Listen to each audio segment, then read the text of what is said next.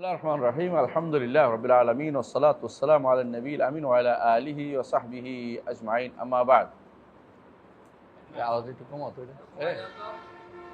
তাইব, আমরা আলহামদুলিল্লাহ আকীদার কিছু মতুন আমরা পড়ছিলাম, তাই তো? আজকে ইনশাআল্লাহ আমরা আকীদাতুর রাজিয়াইন এই মতনটা পড়ব। আকীদাতুর রাজিয়াইন মানে হচ্ছে দুই রাজির আকীদা। দুই রাজির আকীদা। তো দুই রাজি কে, কেন তাদের এত গুরুত্ব? দুই রাজি কে, কেন তাদের এত গুরুত্ব?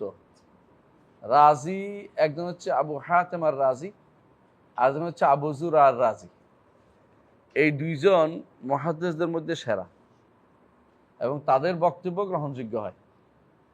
মুহাদ্দিসদের মধ্যে তারা সেরা এবং তাদের বক্তব্য যার হয়তো তাদিলের ক্ষেত্রে সেরা বক্তব্য তাদের। মানে তারা যা কাউকে যদি কেন বলে ভালো ছিল, এটা ভালোই হয়, যদি খারাপ ছিল এটা খারাপ। তারা নিজেরা সহি মানহাজের উপর ছিল, সহি আকীদার উপর ছিল এবং তার তখনকার সময় তারা সেরা আলেম ছিল। আজ পর্যন্ত মুহাদ্দিস যদি কেউ হাদিসের কোনো ব্যক্তিকে ভালো বা মন্দ বলতে হয়, রাজির বক্তব্য পাইলে, আবু যুরার রাজি অথবা আবু হাতেমার রাজির বক্তব্য পাইলে বিশাল কাজ হয়। তো আবু হাতেমার রাজির ছেলে হলো আব্দুর রহমান ইবনে আবি হাতেম। ওনার বই আছে আবার, হ্যাঁ, আল জারহ ওয়াত তা'দীল। ওনার বই আছে। তো কিন্তু আবু যুরার রাজির ব্যাপারে সরাসরি কোনো বই নেই, ওনার ছাত্ররা লিখছে।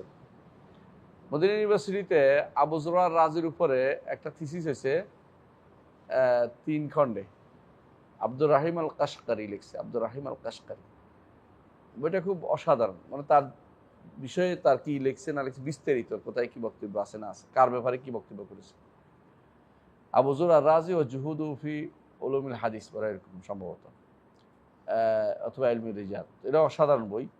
এই দুইজন তখনকার সময়ে যেমন আলেম, পরবর্তী লোকদের জন্য তারা হচ্ছে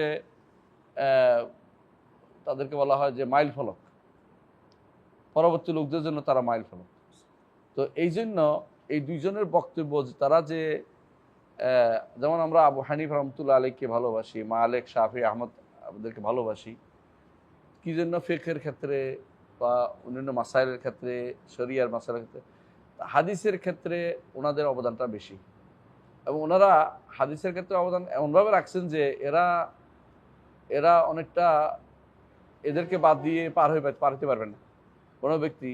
কল আবু হাতেম বা দাআফ আবু হাতেম অথবা সাহাওয়া অথবা ওয়াসাকা আবু হাতেম, তাহলে সেরা। অথবা রাজি, আবু যুরা, এরকম আসলে অসাধারণ। এনাদের বক্তব্যটা যদি আমরা বর্ণনা করি, তাহলে তাদের আকীদার ব্যাপারে তাদের বক্তব্যটা আমরা বর্ণনা করলে দেখবেন যে ব্যাপারে কারো কোনো দ্বিমত থাকার কথা না, কারণ তাদের এই মতে ছিল। কিন্তু দুর্ভাগ্যবশত আমাদের দেশে যারা জাহমি আছে একটা গোষ্ঠী, তারা মুহাদ্দিসদের বলে যে তারা দেহবাদী। হ্যাঁ, এই যে আপনাদের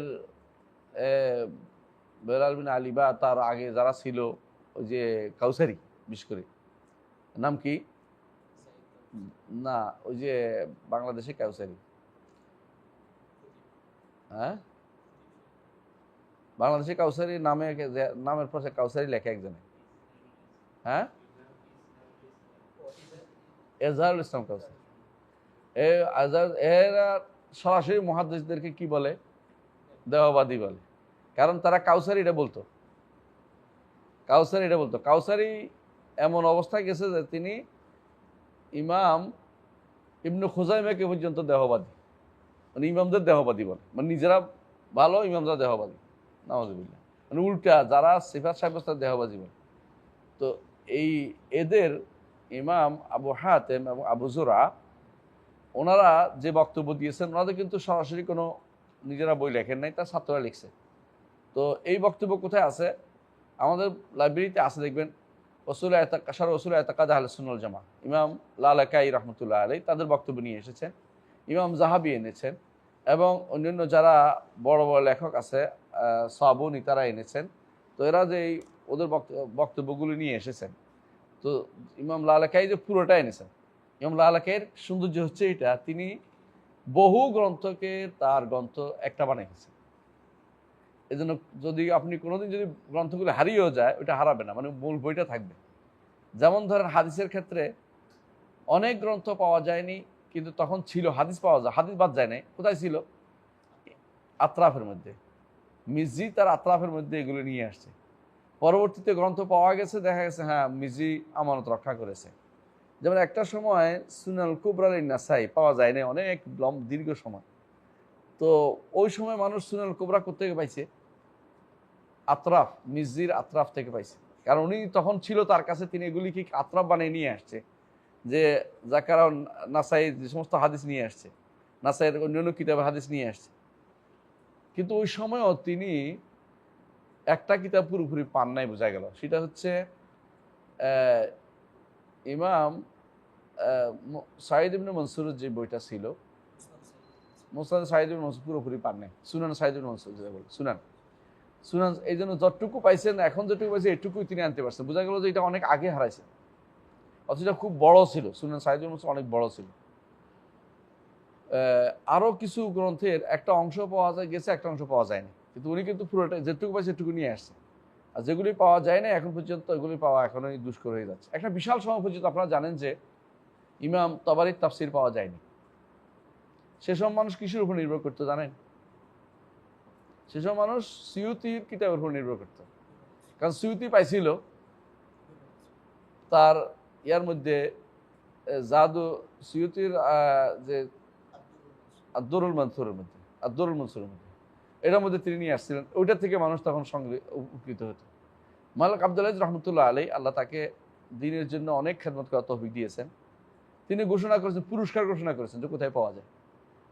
শেষে হায়েলের এক মাকতাবাতে, পুরাতন লাইব্রেরিতে পাওয়া গেছে একটা কপি। কেউ মনে করছে এটা আমার কি জিনিস, কেউ গুরুত্ব দেয় না, মরা জিনিস পড়ে আছে। পরে বের করে দেখেছে এই অমূল্য রত্ন পাওয়া গেছে, অমূল্য রত্ন। আসলেই যখন উপনিবেশ শাসন বিভিন্ন দেশে চলছিল, তখন মানুষ এই জাগতিক দিক থেকে বেশি এগিয়ে গেছে, তো দিনই দিক থেকে অনেক সরে গেছে। এখনো দেখেন অনেক দিন থেকে মানুষ সরে আছে। এই জন্য অনেক সময় জাগতিক দিকগুলোকে মানুষ গুরুত্ব দিয়ে নেওয়ার কারণে এগুলি দেখে না, এগুলির প্রতি গুরুত্ব দেয়নি। ওই সময় আমার ওস্তাদজি বলেছেন, আহমদ আতিয়াল গামিদি বলছেন যে ওই সময়ে অনেক মাকতুতাত এরা চুরি করে নিত। ইউরোপিয়ানরা আসতো, আইসা বিভিন্ন দেশে যাইতো, যাইয়া লাইব্রেরিগুলোতে ঢুকতো, ঢুকে টাকা দিয়ে কিনে নিত। মানুষ টাকার দরকার, অভাবী, বড় বেশি বেশি টাকা দিয়ে কিনে ফেলতো। এই জন্য এই যে এখনকার মাকতুতাত বা যেগুলি ম্যানুস্ক্রিপ্ট বলা হয়, পাণ্ডুলিপি বলা হয়, ওইগুলি বেশিরভাগ কেন ইউরোপে পাওয়া যায়? ওই সময় চুরি করছে ওরা। ওই সময় তারা এটা চুরি করছে। কোন সময়? উপনিবেশ শাসনের শুরুতে এটা চুরি করছে। বিভিন্ন দেশে গেছে, গিয়ে এগুলি একটা একটা করে চুরি করে বিশাল বিশাল অঙ্ক চুরি করে নিয়ে গেছে। যে কেউ বলে লিডেনে পাওয়া যাচ্ছে, কেউ বলে আমস্টারডামে পাওয়া যাচ্ছে, কেউ বলে আমেরিকান ইয়াতে পাওয়া যাচ্ছে, কেউ বলে অমুক বিভিন্ন দেশে দেশে পাওয়া যাচ্ছে, মিউনিকে পাওয়া যাচ্ছে, কেউ বলে অমুক। এটা কারণ হচ্ছে তারা চুরি করছে। তো আলিফ লাম বোধহয় শাতলি, ওনার নাম আলিফ জিম শাতলি, একটা বই লিখছেন আল গাররা আলাল তুরাসিল ইসলাম, ইসলামী তোরাসের উপরে, ইসলামী সাহিত্যের ইয়ার উপরে, ভান্ডারের উপরে কিভাবে লুট করা যায়, এই লুট বিষয়ে বই লিখছে। কোথায় কি লুট করছে। তো তখনকার একজন বলছে একটা ঘটনা, বলছে যে ইয়ামানে একজন বড় আলেমের বিশাল বড় লাইব্রেরি ছিল, ছেলেরা অযোগ্য ছিল। অযোগ্য থাকার কারণে ছেলেরা এই ইয়া দিছে, একটা ফোড়ন দিছে। ফোড়ন বুঝো, মানে রুটি বানাইছে। তো যুদ্ধের সময় লাকড়ি পাওয়া যায় না। তো এখন চিন্তা ভাবনা করলো, বাবার এগুলো তো কেউ পড়ে টড়ে না, আমরা আবার এগুলো দিয়া, তখন তো আর ছাপাখানা অ্যাভেলেবেল ছিল না, হাতের লেখা ছিল, এগুলি যদি দেই তো আমার রুটি হয়ে যায়। তো এগুলি সে একটা দুইটা দিতে দিতে রুটি বানাইতো আর বিক্রি করতো, রুটি বিক্রি করতো সে। তো জার্মানি থেকে এক লোক যায়, বললো যে তুমি এগুলি কি পড়াচ্ছ? বলো এগুলি বাবার বই ছিল, এগুলি এখন আর কোনো কাজে লাগে না, কেউ নেয় না আমাদের কাছ থেকে, আমরা এগুলি রুটি বানাই রুটির মানে চুলাতে কাজে লাগাচ্ছি, চুলা ধরাইতে ভালো, এগুলি ভালো জলে, তো তুমি আমার কাছে বিক্রি করে ফেলো। তো অনেক টাকা দিছে, এগুলি কিনে ফেলে নিয়ে গেছে লন্ডনে। এরকম প্রত্যেক জায়গায় জায়গায় তারা কি করতো, ঢুকতো, যে ঢুকে এগুলো চুরি করে নিয়ে যেত। মানে লুট, টাকা দিয়ে, মানুষের অভাব ছিল বেশি, নিয়ে গেছে। এখন অভাব নাই, কিন্তু স্বভাব, ওই চুরি স্বভাব রয়ে গেছে। মিশরে কোনো কোনো জায়গাতে এমনভাবে তারা চুরি করে, লাইব্রেরিতে আমাকে বলছে একজনে, যে টাকা দিলে একদম আসল কপিটাও দিয়ে দিবে, বড় টাকা দিলে লাইব্রেরিয়ানরা, টাকার দরকার এই জন্য। আমাদের শেখ মদিনার শেখ হাম্মাদ আল আনসারী রহমতুল্লাহ আলী, তিনি একবার এই গেছেন কোন দেশে জানি, বললেন ইউরোপেই, উনি উল্টা গেছেন খুঁজতে, যে এখানে তো পাওয়া যায় না, আমি ওখানে যাই দেখি। ওখানে তো বসছেন, নিজেকে জাস্ট ইউরোপিয়ান সাইজে টাইজে ঢুকছেন, বুঝতে না পারে যেন, ঢুকা বসে বসে তখন লিখে ফেলেছেন আরেকটা লিখে ফেলছেন, মানে উনি যতটুকু পারে লিখে ফেলতেন, আর কারণ ঢুকতে দিত, ওরা আনতে দিত না কিছু। তারপর কিভাবে তিনি কিভাবে অনেকগুলো মাকতুতাতকে জমা করছেন, এই টাকা দিয়ে ওইটা দিয়ে কিভাবে নিতে পারেন নিছেন, নিয়ে আবার মদিনা চলে আসছে। এইভাবে কিছুদিন মাকতুতাত পাণ্ডুলিপিগুলি তারা উদ্ধার করছে। এই জন্য পাণ্ডুলিপি তাহকিক করা, এটা মদিনা ইউনিভার্সিটির একটা বৈশিষ্ট্য হচ্ছে, বা সৌদি আরব ইউনিভার্সিটিগুলিতে পাণ্ডুলিপি তাহকিক করে ডিগ্রি দেয়। অনেকেই বুঝে না কেউ এটা আবার কি তাহকিক করবে, এটা মেইন জিনিস। এটি হলো আমাদের আসল যে কিতাব যে লেখা হয়েছে, এটা প্রমাণ। তো এই আকিদাতুর রাজিয়াইনের যে কথা বলতেছিলাম, এটা হচ্ছে, এইটা ওনারা লেখছেন যেগুলো, এগুলি তো আর পাওয়া যায় না, তো বই লেখা ছিল, কিন্তু যারা পরবর্তী আসছে ওরা এগুলি কি তাদের বইতে ঢুকে গেছে। বুঝে আসছে কথাটা? যেমনি ভাবে এই আপনারা দেখবেন যে শাফিঈ মাযহাবের অনেক বই, যে বইগুলি আলাদা পাওয়া যায় না, তাদের ইমামদের অনেক বই, সুবুকি, তাজউদ্দিন সুবুকি, তার একটা গ্রন্থ আছে তবাকাত শাফিঈ আল কুবরা, 10 খণ্ডের বই। ওইটার ভিতরে কারো জীবনী আসলে তার বইটা নিয়ে আসে, কারো জীবনে তার বইটা নিয়ে আসে। এইভাবে তারা কি করতো, বইগুলি রাখে দিত, এতে করে সুবিধা হইতো কি, এই বইটা অন্য কোথাও না পাওয়া গেলে এখানে পাওয়া যাবে, জীবনী গ্রন্থে পাওয়া যাবে। তো সেই হিসাবে ইমাম যাহাবিও তাদের নীতি, ইমাম যাহাবি কিন্তু তাজউদ্দিন সুবুকির ওস্তাদ। তো তিনিও কি করছে, তার থেকে শিখছে কিভাবে নিতে হয়। তিনিও এই গ্রন্থটা আবু হাতেম রাজি এবং আবু জুরার রাজির জীবনীর পরে নিয়ে আসছেন। কথা বলছো? তাহলে বোঝা গেল যে ওনারা তখন থেকে এটা সম্পর্কে ওয়েল নোন, এবং এভাবে কোনো সন্দেহ করার কোনো কিছু নাই। এই দুইজন হচ্ছেন রাজি বলা হয় রাই এলাকার দিকে সম্পৃক্ত করে। জাডা কেন বাড়ছে বলতে পারবেন? নেসবাত কেন বাড়ছে? এটা কারণ হচ্ছে, এইটা ছাড়া রাই হয়ে যায়, অর্থ বেশ কমিয়ে যায়, রাই হয় না, এই জন্য যা এটা দিয়ে বাড়াইছে, যা দিয়ে বাড়াইছে। আরবদের মধ্যে কিছু তাসারুফ করে তারা নেসবাতের দিক থেকে, যে নেসবাত দিকে তাসারুফ না করলে অনেক সময় সেটা স্পষ্ট হয় না। আমাদের দেখলাম এক ভাই খুব ঝগড়া করতেছিল একদিন, দেখলাম যে আমরা এই কেন বাংলাদেশি বলবো, লোকাতুল বাঙ্গালিয়ে কেন বলবো, আমরা লোকাতুল বাংলা বলবো। তো আমি অনেকক্ষণ ছিলাম, কিন্তু বেশি মুরব্বী হওয়াতে আমার কত ছোট মানুষ, আমার কথা কেউ শুনলো না, আমি চলে আসছি আমার কথা শোনা। কিন্তু ওনাদের বুঝাতে পারি নাই যে বাঙ্গালা বললে নু গায়ন 2টা সাকিন হয়, আর আরবরা 2 সাকিন পড়তে পারে না, এই জন্য তারা বাধ্য একটা আলিফ বাড়াইছে। আলিফ বাড়ানোর কারণ হয়েছে কি, বাঙ্গালিয়া। এখন এটাকে তারা যদি মানতে না পারে, তো এটা তো আর কিছু করার নেই, তোমার অজমা, তোমার অনারবের দোষ, তুমি বুঝতে পারো না যে এটা ইচ্ছা করলে বাড়াইতে পারে না। বুঝলেন? মানে যে কোনো জিনিস আরবরা যখন মুআররাব করে, তখন তারা এটাকে আরবদের শেপে নিয়ে আসে, আগের শেপে থাকতে পারে না। আমার মনে আছে, আমি একজন ওস্তাদকে বললাম, আমার থিসিস লেখার সময়, পিএইচডি থিসিস সময়, বললাম যে বেদ, হিন্দু ধর্মের বইয়ের নাম বেদ।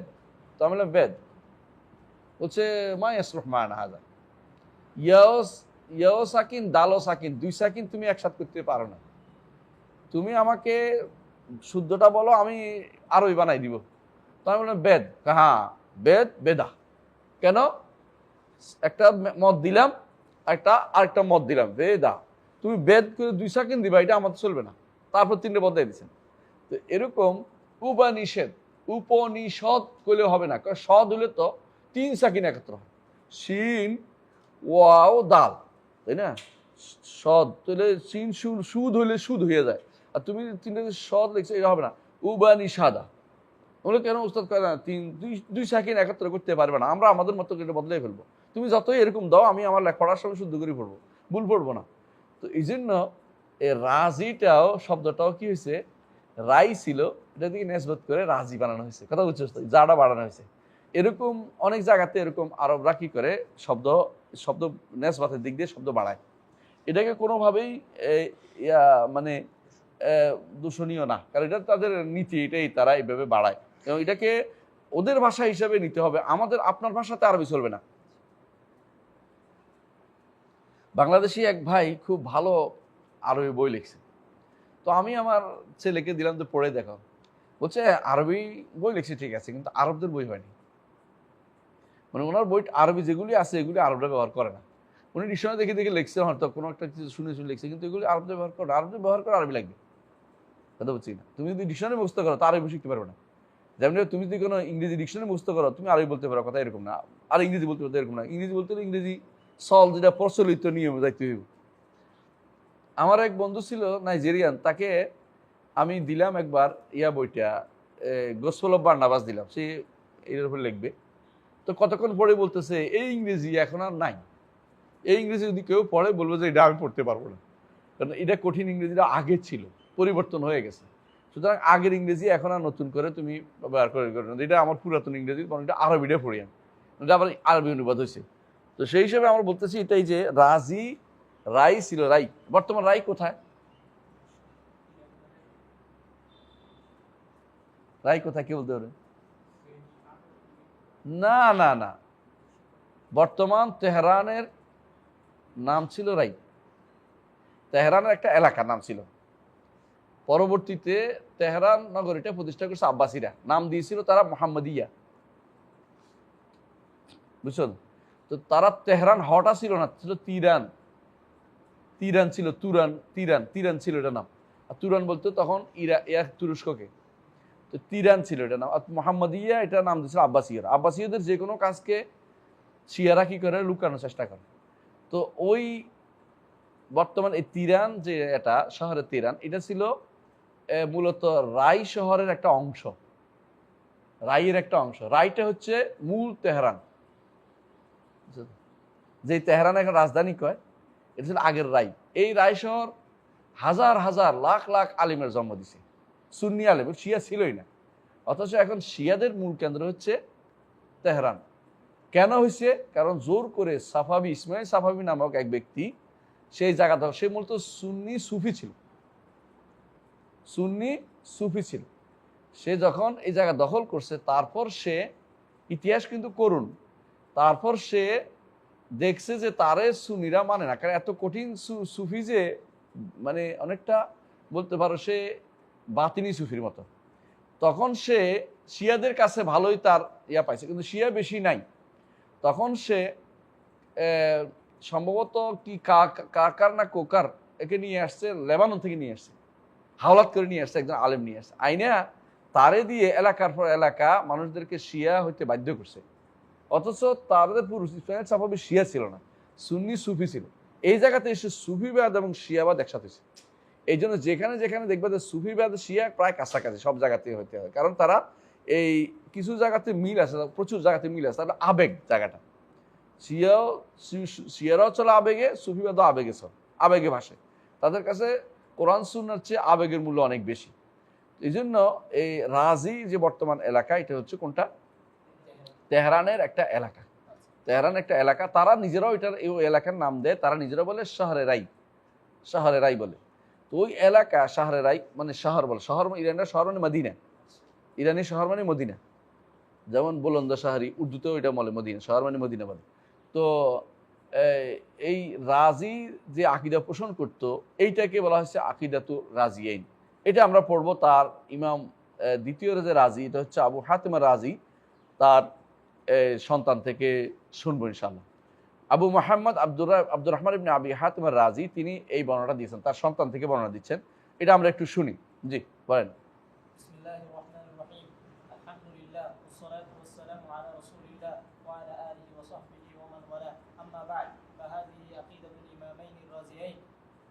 أبي زرعة وأبي حاتم رحمهما الله ينقلها الإمام ابن أبي حاتم الرازي رحمه الله قال عبد الرحمن بن أبي حاتم سألت أبي وأبا زرعة عن مذاهب أهل السنة في أصول الدين وما أدرك عليه العلماء في جميع الأمصار وما يعتقدان من ذلك فقال أدركنا العلماء في جميع الأمصار حجازا وعراقا ومصرا وشاما ويمنا فكان من مذاهبهم. طيب فكان من عندك مذاهب نقف هنا ইনশাআল্লাহ। আবু মুহাম্মদ আব্দুর রহমান ইবনে আবি হাতেম তিনি ইমাম, তিনিও ইমাম, বুঝে আসছে। ওনাকে বলা হয় ইবনে আবি হাতেম, এক বাক্যে ওনাকে ইবনে আবি হাতেম বলে চিনি সবাই, ইবনে আবি হাতেম। তো ওনার বলে একটা মাজরুহীন একটা বই আছে, মাজরুহীন। ওইটার মধ্যে তিনি ইমাম মানুষ যখন রাবিদের আলোচনা করেছেন তাতে আকিদাও আলোচনা করেছেন, এটা ভালো দিক এটা। তো তিনি বলছেন যে তার পিতা থেকে এবং আবু জোরা থেকে দুইজনের বর্ণনা একসাথ করতেছেন তিনি, যদি আকিদা কি। আর মাযহাব আহলে সুন্নাহ ফি উসুলুদ্দিন, বোঝা গেল উসুলুদ্দিন নামটা তখন খুবই প্রসিদ্ধ ছিল। দ্বীনের মূলনীতি, দ্বীনের মৌলিক নীতি কোনটা? দ্বীনের মধ্যে আকিদা, মূল জিনিস আকিদা। দ্বীনের শাখা হচ্ছে যাইয়া মাসায়েল।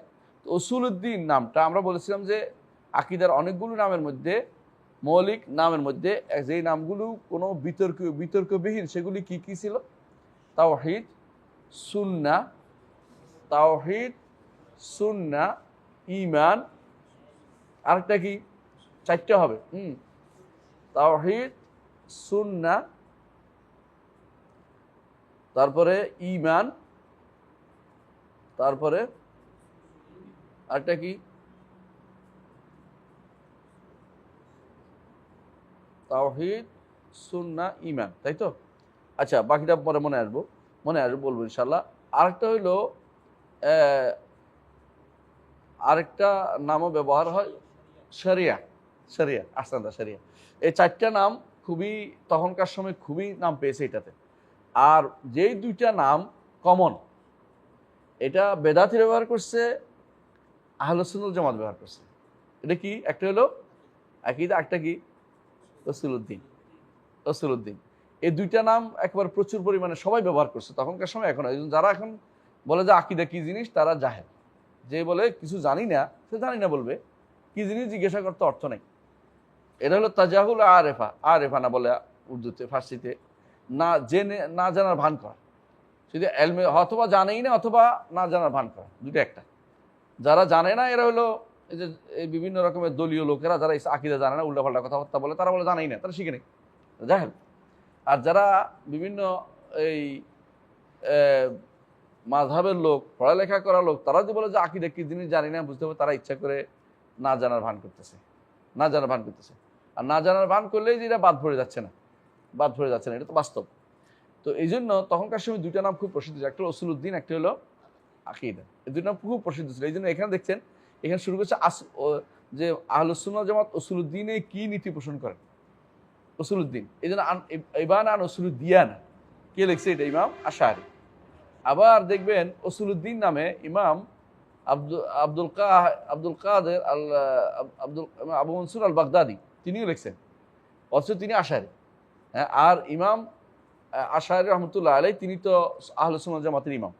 ঠিক আবার আরেকবার লিখছেন যে উসুলুদ্দিয়ানা, তিনি আবার এটাও লিখছেন ইমাম, আরও অন্যরাও লিখছেন এইবারে যে শরহুল ইবানা, যেটা বলেছেন উসুলুদ্দিয়ানা, এটাও ইমাম আজুরিও বা অন্যরাও লিখছেন এবার নাম দিয়ে। তাহলে বোঝা গেল যে এই নামটা খুব প্রসিদ্ধ ছিল, দুইটা নাম, একটা কি উসুলুদ্দিন, একটা হলো আকিদা। এই নাম দুইটা একেবারে সবসময় প্রসিদ্ধ ছিল এবং এরা এগুলো নিয়ে কোনো বিতর্ক করতো না। এর বাইরে একটা নাম খুব কম ব্যবহৃত হয়েছে, এটা কি? আল ফিকহুল আকবার।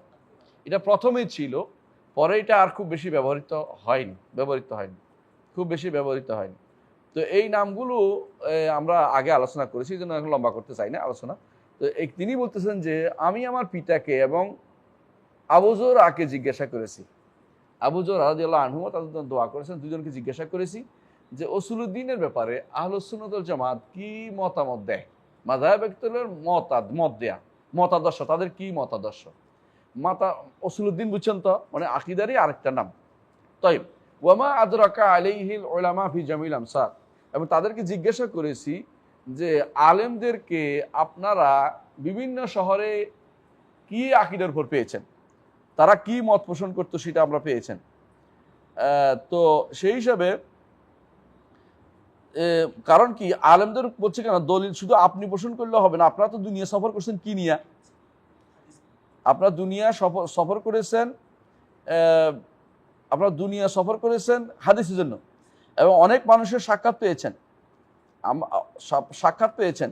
তাহলে আপনারা এখন বলেন যে যে তাদেরকে কি অবস্থায় পেয়েছেন, এই সময়টা কখন, যে সময় তারা বলতেছে, এই সময়টা ইমাম আহমদ ইবনে হাম্বলের পরপর। বোঝা গেল যে আহমদ ইবনে হাম্বল তো ছিলেন স্যার ইমামের একজন, এর পরের অংশের সময়টাও তারা একই আকীদায় পোষণ করেছেন, বহু আলেম থেকে তারা পেয়েছেন। তো এই জন্য বলছে আপনি জায়গায় জায়গায় ঘুরেছেন হাদিসের জন্য, আমাদেরকে বলেন তারা কি আকীদা পোষণ করতো, ওমা ইয়াতাকিদানি ফি যালিকা, তারা কি আকীদা পোষণ করতো। তাহলে আকীদা শব্দটা কি তখন ছিল, তো না ছিল না, ছিল। আবু যুর রাজি, আবু হাতিম রাজি তারা ব্যবহার করেছেন, এবং তার ছাত্র ছেলেও ব্যবহার করছেন আবু মুহাম্মদ আব্দুর রহমান ইবনে আবি হাতিম, তিনিও বলছেন। ফাকালা, এখন তারা শুরু করেছেন একটা একটা করে বলতে, যেগুলি খুবই দরকার সেগুলি তিনি আলোচনা করবেন। যারা বলছেন আদরাকনা উলামা ফি জামিল আমসার, আমরা আলেমদেরকে পেয়েছি বিভিন্ন শহরে, হিজাজান ওয়া ইরাকান ওয়া মিসরান ওয়া শামান ওয়া ইয়ামান, তখনকার সময় এগুলি ছিল বিখ্যাত দেশ, বিখ্যাত অঞ্চল। তাহলে অঞ্চলের পরিস্থিতি দূষণীয় না, কিন্তু অঞ্চল ভাগ হওয়া দূষণীয়।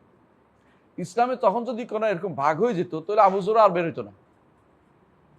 এখন যদি কোনো জগতের মানুষ খোলা থাকতো যে মক্কা মদিনা যে দিন পড়তে পারবে, বিভিন্ন দেশে পড়তে পারবে, তাহলে এই সমস্যা তৈরি হইতো না। কিন্তু এখন তো পরিবেশ দিয়ে দিছে, পাসপোর্ট দিয়ে আটকাই দিছে মানুষদেরকে, ভিসার ছাতা কলে ফেলে দিছে মানুষদেরকে।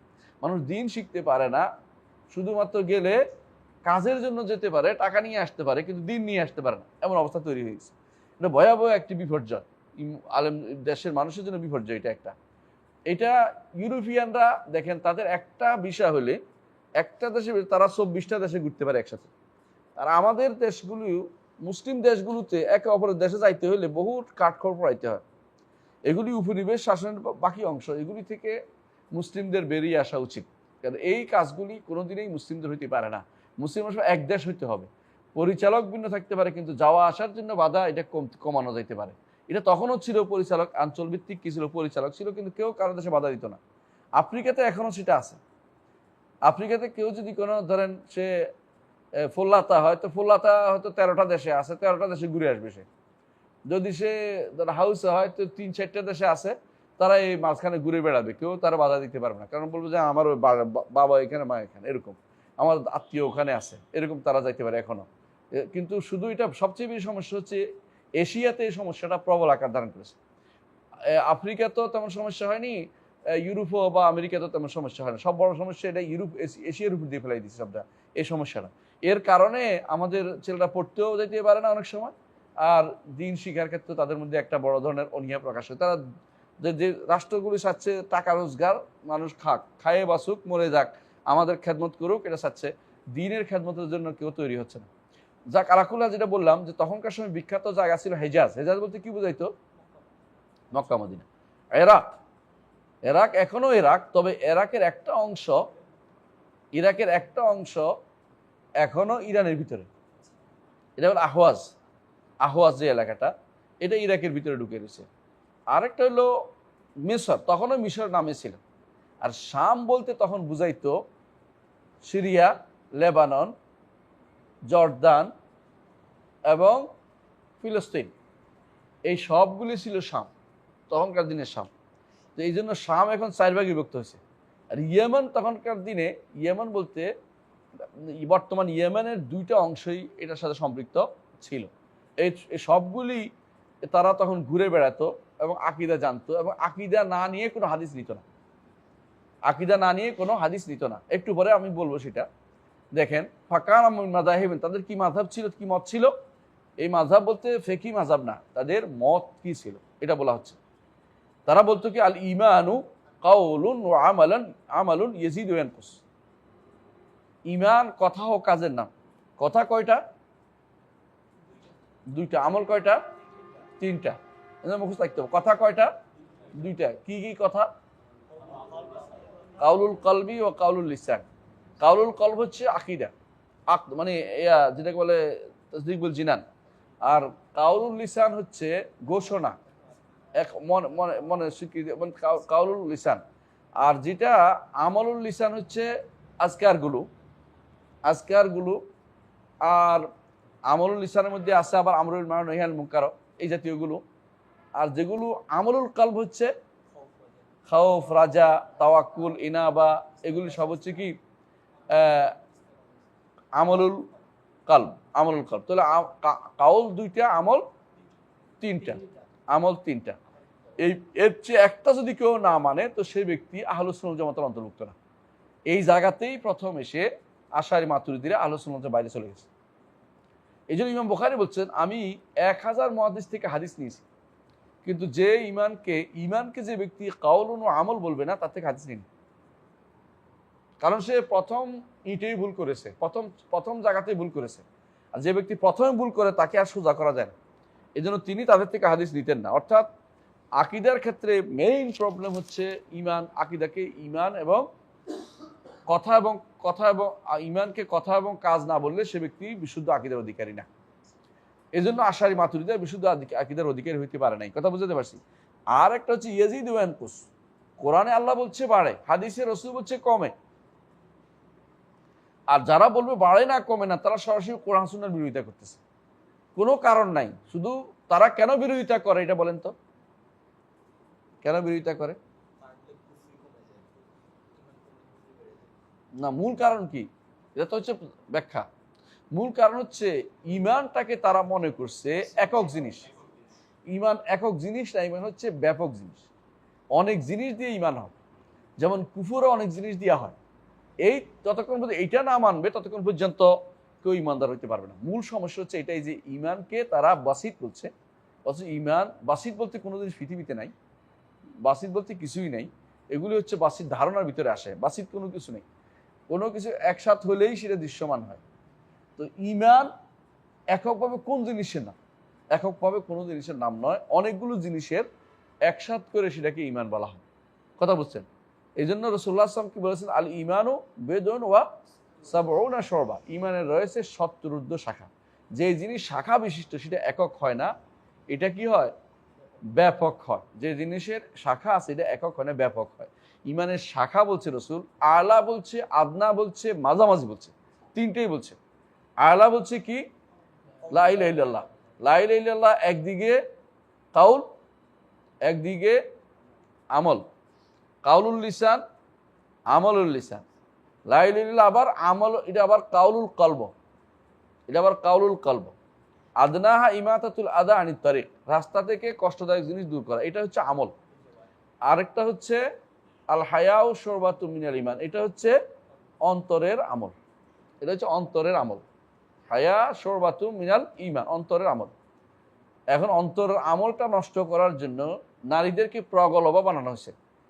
নারীরা যে যত বেশি কথা বলতে পারে, যে যত বেশি কথা বলতে পারে, সেটা মিডিয়াতে হোক বা ভিডিওতে হোক বা অডিওতে হোক বা ক্লাসে হোক, তাকে বড় বেশি পণ্ডিত ধরা হয় এবং তার মর্যাদা উল্লেখ করা হয়, তিনি এইটা ওইটা ওইটা ওইটা সংস্কৃতি মনা, সে সবচেয়ে বড় শয়তান। মানে এত কথা বলা তার অধিকার নাই, প্রয়োজনের বেশি কথা কেন বলবে? সে তো কথা বলবে যার সাথে, তার সাথে, যেখানে সেখানে কথা বলবে না। এখন যারা এরকম ঘুরে বেড়ায় রাস্তায় রাস্তায়, ওদেরকে তারা মনে করছে যে এই বোধহয় নারী, আসলে তারা পুরুষের ভূমিকা চলে আসছে। নারীর যে হায়া সেটা নষ্ট করে ফেলেছে এরা।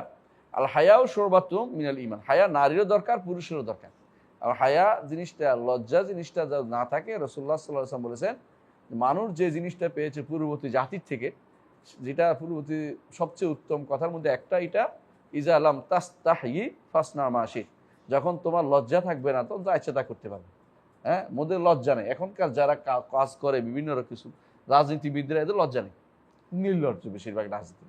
আজকে একটা বললো, কারে আরেকটা বলে। এদের বেশিরভাগই নির্লজ্জ, এদের কোনো লজ্জা না, লজ্জা থাকতে নেই। যত এক মুখে 3 কথা না বলতে পারলে রাজনীতিবিদ না, এগুলি হচ্ছে নির্লজ্জ। এবং এগুলি ইমান থেকে, এই জন্য বহু ইমান থেকে অনেক দূরে অবস্থান করতেছে। আমি তা বলে কাফের বলি নাই, মানে মূল ইমানের অনেক সমস্যা তাদের মধ্যে রয়েছে, কথা বুঝতে হবে। এই জন্য আপনি দেখবেন যে আজকে একটা বলে কালকে আরেকটা বলে রাজনীতিবিদরা, এবং বলছে যে এটা অস্বীকার করবে। এমনভাবে অস্বীকার করবে যে এটা আপনি নতুন তথ্য নিয়ে আর মনে করে বুঝাই দিচ্ছি আপনাকে। এই হচ্ছে ওদের নির্লজ্জতার চরিত্র নির্লজ্জ চরিত্র।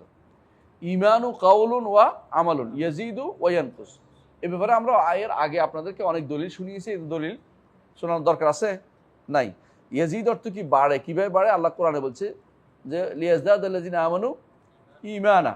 এরকম বহু জায়গায় ইয়াজদাদ আল্লাহ কোরআন উল্লেখ করেছেন। কেমন? ওয়া ইয়াজিদুল্লাহু আল্লাযিনা আমানু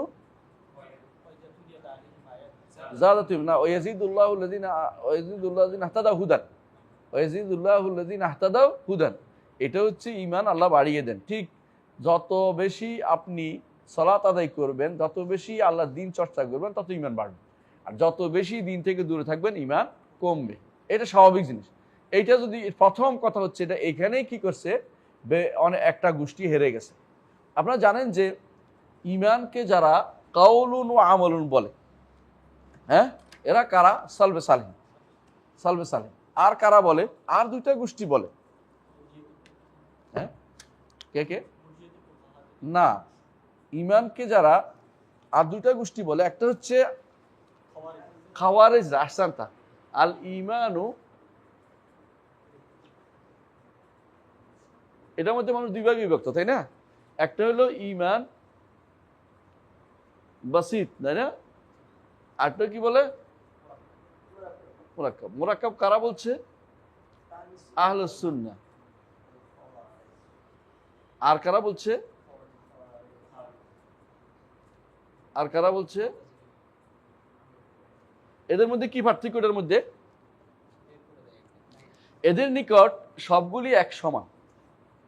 আহলে সুন্নাত জামাত সব এক সমান না। এদের নিকট তাফাদুল আছে। এক থেকে একটা বড়। রাসূল নিজেই বলেছেন, আলা বলেছেন, আদনা বলেছেন। একটা হলে ঈমান কমে, একটা হলে ঈমান চলেও যায় কোনোটা থেকে। আর এদের নিকট কবিরা গুনাহ হলে ঈমান চলে যায়, কারণ সে তো একটা ছাড়িয়েছে। এদের সবগুলিকে, এই ভুল হচ্ছে এখানে এসে এই ভুলটা তারা করেছে। বুঝে আসছে? ভালো মানে বেশি বাড়াবাড়ি করতে খারাপ করছে। আর এখানে এসে এরা কি করছে? ছাড়াছাড়ি করেছে। এদের মধ্যে কয়টা গোষ্ঠী আছে? আল কাররামিয়া। কারামিয়া শিয়ানা। কারামিয়ারা শিয়ানা। কারামিয়ারা আহলে সুন্নাত জামাতের কাছাকাছি, কিন্তু শিয়ানা। কাররামিয়া। আর একটা হচ্ছে মুহাম্মদ ইবনে কাররাম সিস্তানি, ওর নাম ছিল, কিন্তু সমস্যা আছে ওনার প্রচুর। তো অনেক আকীদাতে সমস্যা। কিন্তু একটা হলো কাররামিয়া, আরেকটা কারা? আল জাহমিয়া। এটা আগে দরকার ছিল জাহমিয়াদের কথা বলা। আরেকটা কারা? আল মুরজিয়া। আরেকটা কারা? আল আশায়রা। 5 নম্বর আল মাতুরিদিয়া। এই দুইটার মধ্যে একসাথ করার চেষ্টা করছে মুরজিয়াতুল ফুকাহা। এরা কি করছে? এদেরও কিছু নিছে, ওদেরও কিছু নিছে। যে আমরা তোমাদের থেকে একটা নিলাম, এর থেকে একটা নিলাম, কোনো একটা বানাইছি আর কি। এটা কোনোদিন গ্রহণযোগ্য না। এটা একটা জাস্ট মনে করছে একটা মিলানো করছে। কিন্তু মৌলিকভাবে আহলুস সুন্নাত ওয়াল জামাত এদের থেকে সম্পূর্ণ আলাদা। এই জন্য ঈমানের মাসআলাতে যদি শুদ্ধ হয়, বাকিগুলি খুব দ্রুত শুদ্ধ হয়ে যাবে। আর ঈমানের মাসআলা ভুল থাকলে বাকিগুলো ভুল হয় না। ইমাম বুখারী রাহমাতুল্লাহ আলাইহি এটা উপলব্ধি করতে পেরেছেন। এই জন্য তিনি তার কিতাবুল ঈমানের মধ্যে সবচেয়ে বেশি অধ্যায় বিন্যাস করেছেন কিসের উপরে? ঈমানের উপর। বাবুন আস-সালাতু মিনাল ঈমান, বাবুন আজ-যাকাতু মিনাল ঈমান, বাবুন কাযা মিনাল ঈমান। এভাবে তিনি বারবার বলছেন ঈমানের এগুলি বেশি করে বোঝানোর জন্য। আর ইমাম বুখারী যা বলছেন, তার ছাত্র মুসলিমও তাই, তিরমিজিও তাই বলে। এদের ঈমানের ক্ষেত্রে এদের আকীদা একই রকম, কোনো পার্থক্য নেই। মুসলিম বল, আবু দাউদ, বুখারী, মুসলিম, তিরমিজি, আবু দাউদ, নাসাই সব শেষের, এবং ইবনে মাজাহ আরো আগের, তো নাসাই আরো পরের। তো এরা কিন্তু আকীদা একই, কোনো পার্থক্য ছিল না এদের মধ্যে। মুহাদ্দিসদের আকীদার মধ্যে কোনো বিভেদ ছিল না কোনোদিন। সর্বপ্রথম মুহাদ্দিসদের আকীদা বিভেদ নিয়ে আসে কে? ইবনে হিব্বান। ইবনে হিব্বানের, এখন জানি না এটা কি ইবনে হিব্বানের কাজ নাকি এটা ইবনে বালবান আল ফারসি আল হানাফির কাজ। কথা বুঝতে পারছি? ইবনে হিব্বান যে গ্রন্থটা লিখছেন নাম ছিল আত-তাকাসিম ওয়াল আনওয়া, কিন্তু এনার ছাত্র ইবনে বালবান আল ফারসি আল হানাফি তিনি এটাকে তারতিব দিছে। তারতিব দিয়া অধ্যায় বিন্যাস করেছেন। অধ্যায়ের মধ্যে এমন সব কথা লিখেছেন যেগুলি আহলুস সুন্নাত জামাতের আকীদার সাথে মিল খায় না। এরকম তাবিল আছে কিছু। এটা জানি না উনি কি নিজে করেছেন আরেকজন করেছে, এই নিয়ে আমার সন্দেহ আছে, কারণ এটা কি ছাত্র ছাত্র ছাত্র আমার ছাত্র না, পরের জেনারেশন করেছে, অনেক পরে। এটা একটা সমস্যা। এরপরে যে আরেকজন পাইছি আমরা হাকেম। হাকের মধ্যে কিছুটা শিয়াবাদের ছিল, কিছুটা শিয়ার, তবে শিয়া বর্তমান রাফিজির শিয়ান আউজুবিল্লাহ। তিনি ছিলেন বা জাস্ট পছন্দ করতেন, আলের বাইতের তাফদিলকে পছন্দ করতেন, কিন্তু তারা রাফিজি শিয়া বা এই জাতীয় আউজুবিল্লাহ এই জাতীয় শিয়া তারা ছিলেন না। তো তাদের কিছু ইয়ার মধ্যে বর্ণার মধ্যে কিছু জিনিস পাওয়া যায়, বিশেষ করে তারাজিমুল আবওয়াবের মধ্যে কিছু এরকম জিনিস পাওয়া যাচ্ছে, তাশাইয়ুর গন্ধ পাওয়া যায়। আর একজন হচ্ছেন পরবর্তী জেনারেশন, এরাই খাত্তাবি ছিলেন না? খাত্তাবি আগে না বাইহাকি আগে? খাত্তাবি কত 300 কত জানি, হ্যাঁ একদম শেষের দিকে কাছাকাছি। খাত্তাবি কিছু কিছু তাবিল করছেন, কিন্তু খাত্তাবি সেগুলোতে রুজাত করছেন এবং সে তারপর বইও লিখছেন। কিন্তু এরা কি করছে, আশারি মাতুরিদিরা আগের বই নিয়ে ব্যস্ত থাকে, পরের বই তিনি ব্যবহার করেন। কিন্তু সবচেয়ে বেশি ভয়ানক জায়গা, বেশি ভীতিপ্রদ বা খারাপ মানে যে কাজটা করেছেন বেশি, ইনি হচ্ছেন ইমাম বাইহাকি রহমতুল্লাহ আলাইহি। তিনি একদিকে মুহাদ্দিসদের কাছে পড়েছেন, হাদিসে এনেছেন, অনেক খেদমত করেছেন, আরেকদিকে তিনি কালাম শাস্ত্র পড়েছেন, যেটা মুহাদ্দিসরা সবসময় কালাম শাস্ত্রের বিরুদ্ধে ছিল, পড়ার বিরুদ্ধে ছিল। পড়ার কারণে তিনি জায়গায় জায়গায় ভালো আনছেন, আবার মন্দ আনছেন, ভালো আনছেন মন্দ আনছেন, ভালোটাও ফেলে দেওয়ার মতো না এমন সব তথ্য তিনি এনেছেন, যেগুলি দ্বারা বোঝা যাচ্ছে যে তিনি জানতেন না তা বলা যাবে না। কিন্তু তিনি ইয়ার কাছে পড়ার কারণে, ইবনে ফৌরাকের কাছে পড়ার কারণে তার মধ্যে অনেক তাবিল ঢুকেছে, যে তাবিল থেকে তিনি বের হইতে পারেন নাই। এই জন্য উস্তাদ নির্বাচন করা, প্রতিষ্ঠান নির্বাচন করা একটা গুরুত্বপূর্ণ জায়গা, কারণ আপনি খারাপ উস্তাদের কাছে পড়ে ভালো কিছু আশা করতে পারবেন না। এই জন্য আমরা যখন দেখি কেউ যদি কোনো ভালো ওস্তাদের কাছে পড়েছে, আমরা অন্তত বলি যে কিছু না কিছু পাওয়া যাবে। হ্যাঁ, খারাপ ভালো ওস্তাদের কাছে পড়েও খারাপ হয়। আমরা মদিনা ইউনিভার্সিটি পড়ে অনেক মানুষকে দেখছি পথভ্রষ্ট আছে, এখন দেখেন না বিভিন্ন কথাবার্তা, আউল ফাউল কথাবার্তা বলে। কিন্তু বেশিরভাগ সময় মদিনা বা যেটা মুহাদ্দিস যারা ছিল, তাদের মানহাজ যারা ছিল, তারা বিশুদ্ধ তরিকার উপরেই ছিল। তো যেটা বলছিলাম, আল ইমানু কাউলুন ওয়া আমালান ইয়াজিদু ওয়া ইয়ানকুস, ইয়াজিদু ওয়া ইয়ানকুস। এদের মধ্যে দেখেন জাহমিয়ারা কি বলছে, ইমান হচ্ছে শুধু চিনার নাম, শুধু চিনার নাম, হ্যাঁ মারবে। আর কারামিয়ারা কি বলছে, শুধু কওলের নাম বললেই হলো, বুঝছেন। আরেক দল বলছে যে না, শুধু হ্যাঁ শুধু কওলের নাম। আরেক দল বলছে শুধু শুধু বিশ্বাসের, বিশ্বাসের নাম বলছে কারা? মুরজিয়ারা। বিশ্বাস ঠিক আছে, আর কিছু লাগবে না। আর আশায়ের মাতুরিদীও এর সাথে যুক্ত হয়েছে। এখানে এসে তারা কি হয়েছে, মুরজিয়া হয়ে গেছে। তারা মুরজিয়া হয়ে গেছে। বর্তমান যুগে সবচেয়ে বড় সমস্যা হলো এরজা। একদিকে খাওয়ারিজদের সমস্যা, একদিকে এরজাদের সমস্যা। খাওয়ারিজরা একটা সময় এসে, বর্তমান সময়ে এসে বুঝতে পারে, বয়স বেশি হলে, যে আমার এটা ভুল ছিল। যেমন আ উ হা একটা আছে না, গরু ছাগল, এটা কয়দিন পরে দেখি যে এখন এমন ডিগ্রি দিছে, আগে তো ছিল খারেজি, এখন একেবারে লাভ দিয়ে উঠে এখন হয়েছে কি, হ্যাঁ এখন দলের ভিতরে ঢুকছে, দলটাকে ফসাইবে, নিজেরাও ফসবে, দলটারও ফসাইবে, কারণ সে এখন ঢুকছে এখানে এসে সব আজে বাজে কথা বলবে, কারণ তার তো কোনো মাথার কোনো ঠিক নেই, যা বলে যাইছে তা বলে। তো এইরকম আবার দেখবে যে আরে এই কিন্তু মুরজিয়ারা সারা জীবনে মুরজিয়া থেকে যায়, মানে তারা মনে করে যে আল্লাহ গফুর রাহিম, যাই করি না এখন আল্লাহ তো ক্ষমা করেই দিবে। এগুলি হচ্ছে ভয়াবহ বিভ্রান্তি। এই জন্য আহলুস সুন্নাহ ওইটার নাম, যে কারামিয়ানা, যে জাহামিয়ানা, যে আশারিনা, যে মাতুরিদিনা, যে মুরজিয়ানা, যে খারেজিনা, যে মুতাজিলানা, যে কাদারিনা, যে জাবারিনা, এটার নাম হচ্ছে আহলুস সুন্নাহ। এখন যদি কেউ বলতে আমিও আহলুস সুন্নাহ, তো সবাই দাবি করতে পারে, কুল্লুন ইয়াদদাঈ ওয়াসলাম বিলাইলা ওয়ালাইলা লা তুখলু লাহুম বিযাকা। সবাই বলে যে লাইলা আমার, কিন্তু লাইলা বলে না আমি তো কারো না, আমি তো হইছি কার, মজনু। তো আমরা ইমানের দাবি সবাই করে, মানে ইমান, আমাদের ইমান শুদ্ধ, কিন্তু শুদ্ধ হইতে হলে কোন জায়গায় যেতে হবে? আকিদাতুর রাজিয়াইন। কথা বুঝছেন তো? ইমানের অর্থ যদি শুদ্ধ জানতে হয়, সালাফদের কথা যেতে হবে। সালাফরা ইমানকে কি বলছেন? কাউলুন ওয়া আমাল ইয়াজিদু ওয়া ইয়ানকুস। এখন আপনি বলতে পারেন যে, আপনি বললেন কাউলুন ওয়া আমাল, তাই না? আর অন্যরা বলে কি তাসদিকুন বিল জিনান, হ্যাঁ আমলুম ইকরারুম বিল লিসান, আমল এর মধ্যে কি বিরোধ আছে? বিরোধ নাই, বিরোধ নাই। এই দুইটা জিনিস 3 জায়গা দিয়ে হয়। এই দুইটা জিনিস কয় জায়গা দিয়ে হয়? 3 জায়গা দিয়ে হয় দুইটা জিনিস। একটা কি মানে কাউলটা 2 জায়গা দিয়ে হয়, বুঝছেন তো? এই 3টে জিনিসকে আলাদা করছে ওনারা, যে আমরা এতাকাদ বিল জিনান যেটা বলছে, মানে আমল তাসদিক বিল জিনান, আমল বিল আরকান এবং কাউলুম বিল লিসান, তাই না? তো বলছে তিনটে জিনিস দেওয়া হয়, তো এই পাঁচটা জিনিস তিন জায়গা দিয়ে বের হয়। একটা হলো কি কাউল, একটা মুখ, একটা জিহ্বা, একটা কি অঙ্গ প্রত্যঙ্গ। এইটাই বোঝানোর উদ্দেশ্য। এর মধ্যে কোনো বিরোধ নাই, এই কথার মধ্যে কোনো বিরোধ নাই। তবে এইটা করলে সুবিধা বেশি, বুঝতে পারবেন যে পাঁচটা জিনিস থাকতে হবে।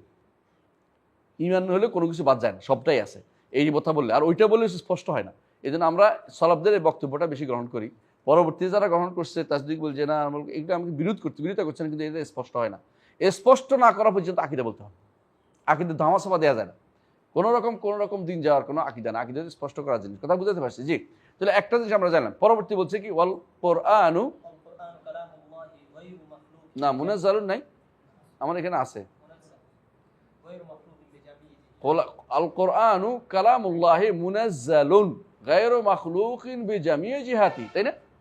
হ্যাঁ, কালামুল্লাহি মুনাজ্জাল, আল্লাহর কালাম সেটা কি নাজিল করা হয়েছে। কেন বলছে? কেউ যেন না বলতে পারে আল্লাহর কালাম তো আল্লাহর কাছে। এটা কারা বলে? আশারি মাতুরিদীরা। বর্তমানে কে বলছে এখন? বেলাল, অমুক বিন তমুক আর কাউসারি। কে বলছে আল্লাহর কালাম আল্লাহর কাছে। আমাদের কাছে কি আসছে? হেকায়া। আমাদের কাছে হেকায়া। হেকায়া বুঝুন তো, আপনি একটা কাহিনী বর্ণনা করেন না মাঝে মধ্যে, যে আমি বাজারে গেছিলাম, বাজারে এই যে ঘটনা ঘটছে এটা বলে দেন তো। ধরেন একটা গল্প বলতেছেন আপনি, ঠাকুরমা জুলি বলার মতো আর কি, নাউজুবিল্লাহ। ওরা মনে করে হেকায়া। আরেকজনে বলছে যে হেকায়া নয়, এটা কি? এটা হলো বয়ান, বুঝছেন তো, মানে বর্ণনা। তো এটা হলো হেকায়া দিলে নিজের মনের মাধুরী মিশি বানাচ্ছে, আর বয়ান দিলে ওইটাকেই আমি আমার ভাষা দিয়ে উল্লেখ করতেছি। যেটাই বলেন না কেন, বরং এই যে মাতুরিদিরা বলে হেকায়া আর অন্যরা বলে ইয়া, তো যেটাই বলেন না কেন এটা দুইটাই ভদ্রষ্টতা। বরং মাতুরিদির এই কথাটা হেকায়া বলাটা এটা মুতাজিলাদের কাছাকাছি। এই জন্য তাদের মধ্যে যারা বুদ্ধিমান তারা অনেক চিন্তা ভাবনা করে বলেও ফেলছে যে আমাদের মধ্যে মুতাজিলার মধ্যে আসলে মৌলিক কোনো পার্থক্য নেই। মুতাজিলারা যেটা অস্বীকার করে আল্লাহর বাণী হইতে, আমাদের কাছে থাকারটা, আমাদের কাছে যে কিতাব আছে আল্লাহর কোরআন, এটা তারা অস্বীকার করে। আমরা তো এটাকে আল্লাহর বাণী বলিনি, আমরা তো আল্লাহর কাছে যেটা আছে আল্লাহর কাছে আল্লাহর বাণী, এটা বলেও কিলাব না বলেও কিলাব, এটা তো সবাই জানে। আল্লাহর বাণী তো সিফাত আল্লাহর একটা। আমাদের কাছে কোরআন যেটা আসছে আল্লাহর সিফাত কিনে, এগুলো পার্থক্য সেটা। এইটা যে ব্যক্তি সিফাত মানবে না সে ব্যক্তি, হ্যাঁ, সে ব্যক্তি আকিদা নষ্ট, সে ব্যক্তি আকিদা নষ্ট, সে ব্যক্তি কাফের। কোরআনকে যে ব্যক্তি, আমরা এদের কাফের বলি না, এরা লুকোচুরি করে, এই জন্য লুকোচুরি করে। এরা কোনদিন স্পষ্ট বলবে না যে আল্লাহর কালাম না, এটা বলবে হ্যাঁ আল্লাহর কালামের বর্ণনা, আল্লাহর কালামের কি, আল্লাহর কালামের কি হেকায়া, এটা বলবে। অর্থাৎ আবার বলবে যে কি, এটা হলো প্রকাশ, প্রকাশ, আল্লাহর কালামের প্রকাশ হয়েছে এই সুরতে, একবার বলবে। একজন বলবে প্রকাশ, আরেকজন বলবে যে বর্ণনা। একজন এক একটা নাম দেয়। তো যেটাই নাম দেখ না কেন সবই কিন্তু কোরআনকে সরাসরি আল্লাহর বাণী বলে না। আমাদের নিকট আলিফ লাম মিম এটা হরফের দিক থেকেও আল্লাহর বাণী, অর্থের দিক থেকেও আল্লাহর বাণী, তারপরে সওয়াবের দিক থেকেও আল্লাহর বাণী, তেলাওয়াত করলেও আল্লাহর বাণী। কথা বুঝছেন তো? আল্লাহর বাণী। আর এদের নিকট শুধুমাত্র এটা আল্লাহর বাণীর বর্ণনা, সুতরাং এটার কাদাসত কোত্থেকে আসলো? অন্তর থেকে তারা এটার কাদাসত মানে না। বুঝে আসছে? কারণ কাদাসত তো কিসের আসবে? আল্লাহর বাণীর আসবে। হেকায়াত তো বহুত কথাই হইতে পারে, এই জন্য তারা এটার পবিত্রতার ব্যাপারে তারা এটাকে সরাসরি পবিত্র বলবে না। কিন্তু তারা পবিত্র কেন বলে? আল্লাহ বলছিল এই জন্য বলি, কিন্তু মৌলিকভাবে এটা পবিত্র বলে না। এই জন্য আমরা যতটুকু আহলে সুন্নাত জামাত যতটুকু কোরআন নিয়ে বুঝেছে ও সেটা বোঝার চেষ্টা করে না। এবারে বিস্তারিত আলোচনা করেছি। কোন বইতে বলেন তো? ফতওয়াল হামাবিয়াতে আছে। আর কোথায় আছে? না, আরো বড় আলোচনা করেছি। কোথায়? দ্বিতীয় খণ্ডে, হাদিস বিশ্বকোষের দ্বিতীয় খণ্ডে। হাদিস বিশ্বের দ্বিতীয় খণ্ড পড়েন আপনারা কষ্ট করে, এটা পাবেন বিস্তারিত। আর লম্বা করবো না এখন। তাই তাহলে কোরআন কালামুল্লাহ মুনাজ্জালুন, মুনাজ্জালুন নাজিল হয়েছে যেভাবে এভাবে, হ্যাঁ, নাজিল হয়েছে যেভাবে এভাবে, এটাতে আপনি কোনো পরিবর্তন পাবেন না। লাইয়ামহুল মা, পানি দিয়েও পরিবর্তন মিটাতে পারবেন না। আল্লাহ যেদিন চাইবেন সেদিন উঠিয়ে নিয়ে যাবেন। এর আগ পর্যন্ত এটা পুরোপুরি আল্লাহর বাণী হিসেবে আমাদের কাছে আছে। এটাকে কোনোভাবেই অন্য কিছু মনে করলে কাফের হয়ে যাবে। বুঝে আসছে? গায়রু মাখলুকিন, এই কথা কেন বাড়িয়েছে? কারণ এটা তখনকার সময় মাখলুক বলার লোক তৈরি হয়েছে, এই জন্য গায়রু মাখলুকিন বলতে হয়েছে। মাখলুক বলার লোক না হলে গায়ের মাখলুক বলার দরকার ছিল না। কিন্তু মাখলুক যখন বলছে কোরআনকে, তখন বলতে হবে যে মুনাজ্জাল গায়রু মাখলুক, এই কোরআন আল্লাহর বাণী, নাজিল করা হয়েছে এবং এটা সৃষ্ট না। এখন তারা যারা বলে যে কোরআন মুনাজ্জালটা মাখলুক, তারা কিন্তু আহলুস সুন্নাহ ওয়াল জামাতের আকীদার বাইরে। এরা কারা বলছে বুঝছেন তো? ওনার কোরআনকে মাখলুক বলে কারা কারা, এটাও জানা দরকার। কোরআনকে মাখলুক বলে মুতাজিলারা, কোরআনকে আমাদের কাছে থাকা কোরআনকে মাখলুক বলে মুতাজিলারা। আর তাদের অনুসারী হয়েছে এখন কারা? আশারি মাতুরিদিরা। আরও কারা মাখলুক বলে? শিয়ারা এখন মাখলুক বলে, এবং খারেজিরা। শিয়ারা এবং খারেজিরা সবাই বলে। এখন অনেকটা বলতে পারেন যে এরা আল্লাহর কালামকে, অনেকেই সব বিভিন্ন রকমের প্রশ্ন তুলবে, আল্লাহর বাণী হইলে আল্লাহ কেমনে কথা বললেন, আল্লাহর বাণী কেমনে আসলো, এই জাতীয় কথাবার্তা, মানে যেগুলি দরকার না এই সমস্ত প্রশ্ন করবে। সরাসরি আল্লাহর বাণী মানতে নারাজ। আল্লাহ আমাদেরকে একটা দয়া করে তার বাণী দিয়েছেন, যাতে করে এটা পড়ে কি হইতে পারি, আল্লাহর হেদায়েত পেতে পারি, নৈকট্য লাভ করতে পারি। আল্লাহ কোরআন কারীম বারবার বলেছেন কিতাবুন আনজালনাহু, হ্যাঁ, লিয়াদাব্বারু আয়াতি। আবার এটা বলেছেন কিতাবুন উহকিমাত আয়াতুহু সুম্মা ফুসসিলাত মিন লাদুন হাকিমিন খাবীর আল্লা তা'বুদু ইল্লাল্লাহ ইন্নানী লাকুম মিনহু নাযীরুন বাশীরুন ওয়া নাযীর। তো যেভাবে আল্লাহ তাআলা যেটা বলছেন, এর অর্থ হচ্ছে কিতাব নাজিল করেছেন হেদায়েতের জন্য, কিতাব নাজিল করেছেন তাদাব্বুরের জন্য, কিতাব নাজিল করেছেন এটার উপরে আমল করার জন্য, কিতাব নাজিল করেছেন তেলাওয়াত করার জন্য, কিতাব নাজিল করেছেন। এই যতগুলি কারণ নাজিল হয়েছে, 3টা কারণ উল্লেখ করেছি, এইগুলি সবই কিন্তু এই কিতাবেই। আপনি এটা মনে করার কারণ নাই যে কিতাবের হেকায়া আসছে, কিতাবের বর্ণনা আসছে, প্রকাশ আসছে, এগুলো হচ্ছে শয়তানের কাজ সাজি, এগুলি কোনো ইমানদার বলতে পারে না। এই জন্য গায়রু মাখলুক বলতেই হবে। বেজামিয়ে জিহাতি, সর্বদিক থেকে, লফজের দিক থেকে, মানার দিক থেকে, লফজ মানা কোনোটাই মাখলুক বলা যাবে না, সবটাই কি গায়রু মাখলুক, গায়রু মাখলুক। হ্যাঁ, লেখলে কালিটা মাখলুক, কাগজটা মাখলুক, কিন্তু কথাটা মাখলুক না। আল কালামু কালামুল বারি, হ্যাঁ, আসসাউতু সাউতুল কারি। এখন যদি কেউ বলে কোরআনের আওয়াজ শোনার কারণে, বলছেন একজন কি বলছে,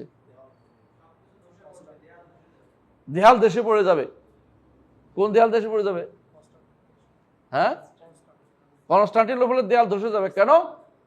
যদি কেউ বলে, আমি নাম বলতেছি না, আপনারা বুঝে নেন, যদি কেউ বলে যে হ্যাঁ ইয়ার কারণে আল্লাহর কোরআন আওয়াজের কারণে পড়ে গেছে, তো কোরআন আওয়াজের কারণে পড়ে না, মিথ্যা কথা বলছে। আল্লাহর আওয়াজের কারণে বলছে, মিথ্যা কথা বলছে। হ্যাঁ, আওয়াজ কোরআনে কারীম যে ব্যক্তি পড়ে, এটা কার আওয়াজ? আল্লাহ আওয়াজ দিয়ে কথা বলেন, কিন্তু আমাদের কাছে যেটা আছে এটা যখন আমরা পড়ি, কার আওয়াজ? আমাদের। এটা সৃষ্টির আওয়াজ। কিন্তু আল্লাহ যখন কথা বলেছেন, হারফিন ওয়া সাউতিন, আওয়াজ ছিল এবং সেখানে কি ছিল? হরফ ছিল, অক্ষর ছিল। এই দুইটা অস্বীকার আমরা কেউ করি না। কিন্তু যদি কোনো এটাকে বলেন আপনার আওয়াজটাও যদি আল্লাহর আওয়াজ মনে করেন, তাহলে মহা সমস্যা। বরং যেখানে বলছে যে ইয়াটা, এই কনস্টান্টিনোপল আমাদের বিজয় হবে, সেখানে কি দেওয়া হয় বলছে? তাকবীর, তাই না? সেখানে বলে নাই যে কোরআন তেলাওয়াত করতে গেছে ফু দিবে, এটা বলে নেই। আপনারা এই জিনিস বাড়াই বলার কারণ কি? মনে করে অনেক কিছু নতুন করে দিতে পারলে বুঝি একটা এলেম। না, পুরাতন এলেমটাকে দেয়াটাই হচ্ছে এলেম, যেটা সালফে সালিন ছিল এটা দেয়া এলেম। নতুন করে কিছু দেয়া এটা আহলুস সুন্নাহ ওয়াল জামাতের মানহাজ না। কথা বুঝছেন? তাই এরপর ওয়াল কাদারু, আমরা মনে এখানে থামি। ওয়াল কাদারু খায়রুহু ওয়া শাররুহু মিনাল্লাহ আযজা ওয়া জাল্লা। এটার বিস্তারিত ব্যাখ্যা আমরা আলোচনা করব। সুবহানাকাল্লাহু ওয়া বিহামদিকা আশহাদু আল্লা ইলাহা ইল্লা আনতা আস্তাগফিরুকা ওয়া আতুবু ইলাইক। আসসালামু আলাইকুম ওয়া রাহমাতুল্লাহি ওয়া বারাকাতুহু।